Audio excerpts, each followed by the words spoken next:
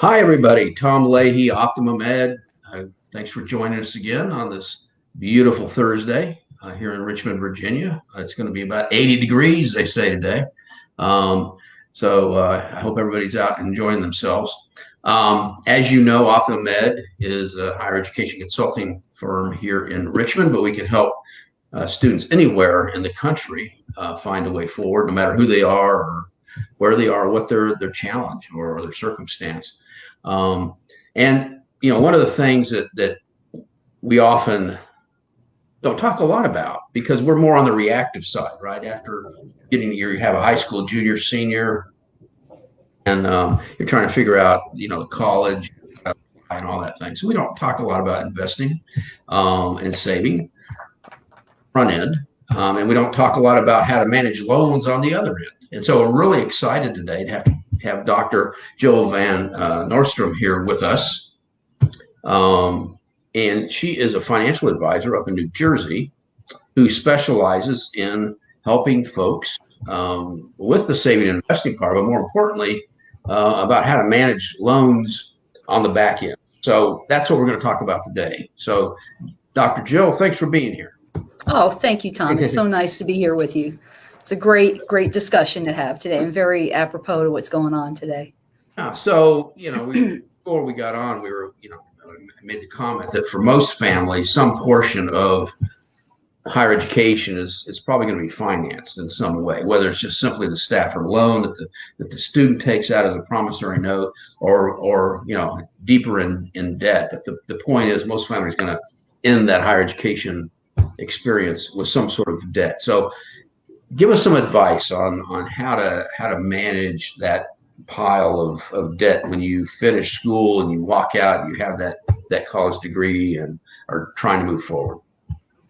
Yeah, great point, Tom. As you were saying, most people come out of college with some amount of debt today. Sometimes it's small, sometimes it's medium, sometimes it seems like a really large amount. But whatever the amount is, we can manage it. It can be managed and become part of a person's financial plan moving forward so that we're servicing the debt, which helped us get into a career that we love, helped us go to a school that we love, so it definitely serves a really important purpose in people's lives.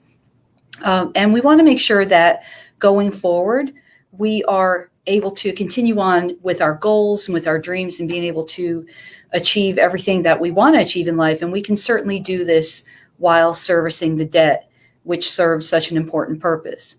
So a few things, I'd say number one would be to start off by just seeing if we qualify for any of the forgiveness programs that are available to us. I mean, I don't see any downside to applying and to finding out if we would be approved for one of those programs because potentially we could be looking at a forgiveness of hundreds of thousands of dollars in some cases of student loans, which is obviously beneficial.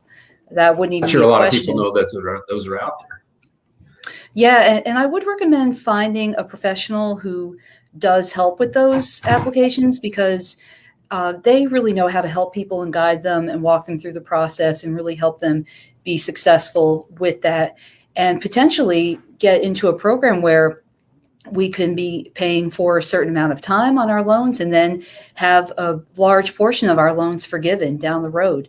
And that's something that as an advisor, we're looking to incorporate into a person's financial plan. So we're still, as you were saying, saving, investing, we're still protecting ourselves and our families, and we're still being able to open businesses and do all the things that we want to do without being weighed down by the loans. So there's a potential to consolidate as well, right? Yep, that is a possibility.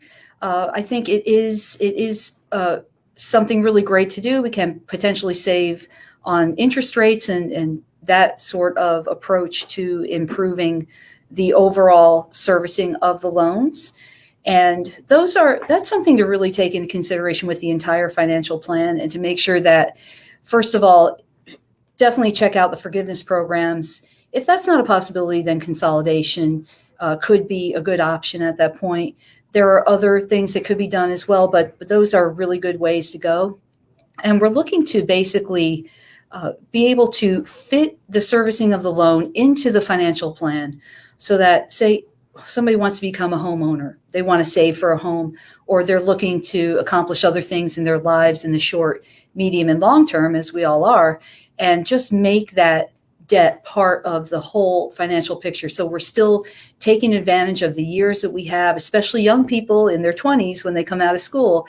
Time is on their side when it comes to investing. Oh, exactly.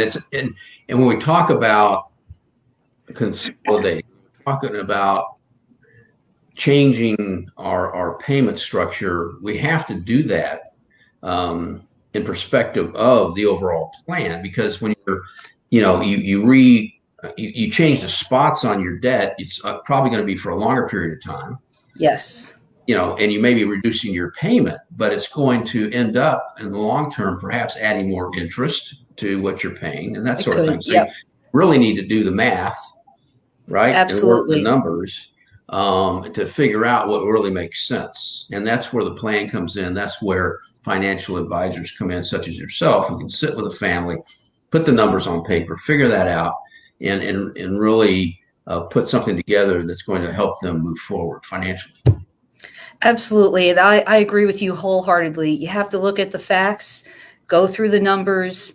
Having a professional on your side is definitely beneficial in that situation, in that process, because we really need to see what the numbers tell us. The numbers tell us a story, right?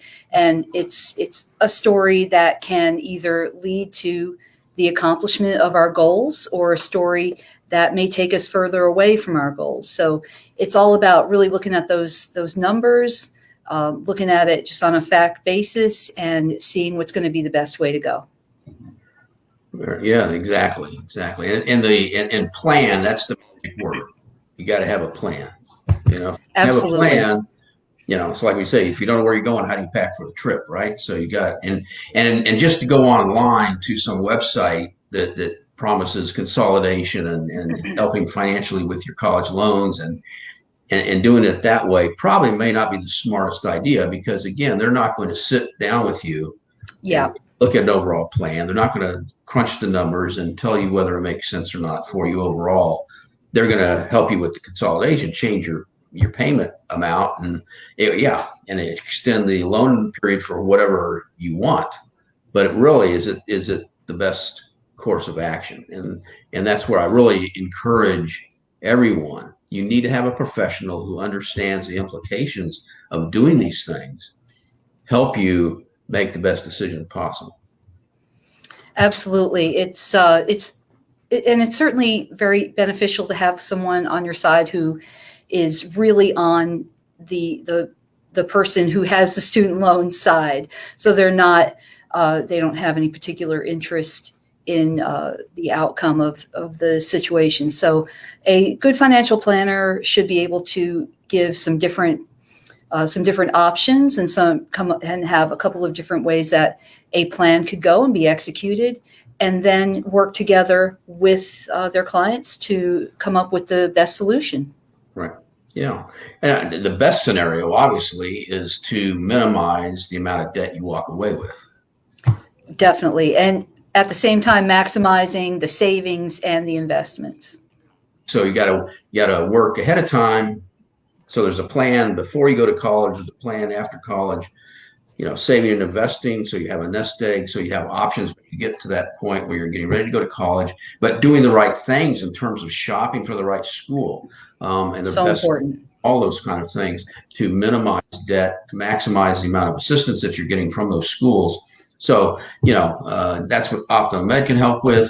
You can help with the saving and investing and managing the debt on the other end. So, hey, what a great strategic partnership.